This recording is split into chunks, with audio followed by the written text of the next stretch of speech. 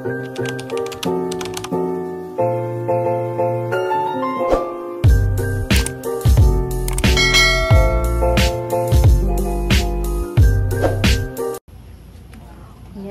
so muto sugod pag abot gud namo no, wa may mahilon na nagsigiramig kanang istorya kung kinsay nang hilabot no, dili lalim mabagtangan jud og gamit guys, di lalim samot na ganang imong ginaguan tinapigan, di jud lalim mo nang sigiramig istorya kung kinsay kanang posible nga nagkuha kanang nangiaw unsa na kanang nanguha sa alahas no, so unta makarama to siya o dili siya kanang pailon naon sa Ginoo. Guys, ang floor mat nga nalukot naibong si Ate Emma kung anong nalukot na siya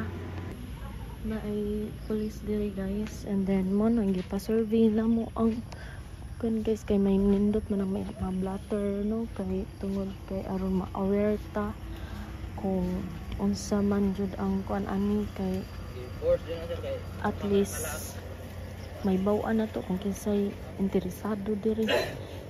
kay baw sa kanang kuan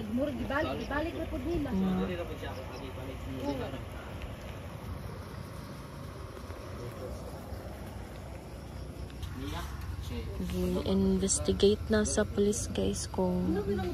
kuan dire.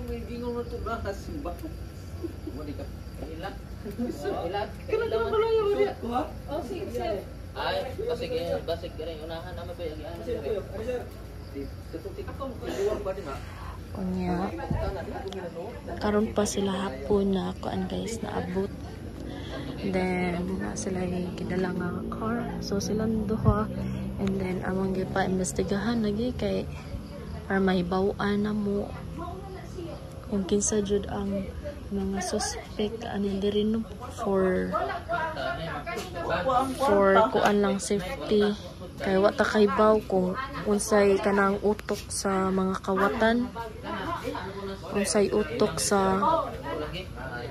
kanang kawatan, kung unsa pa ilahang sunod nga modus. Sukad-sukad karon pa jud mi na kuanan na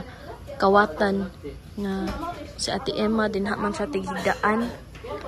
and then grabe ang kawatan kay wala gyud siya, walay nabungkag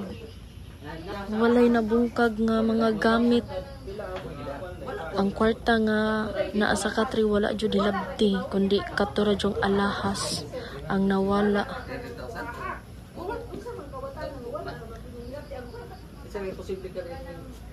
Unya naguba gud ang lock sa portahan sa luyo. Paniidra siya diri sa balay sa mga tao kay iyang gitunong og Domingo. Iyang gitunong og Domingo, unya nag pagtalikod siguro namong Junjun kay kami may kinalasa na ni adtog simbahan. Unya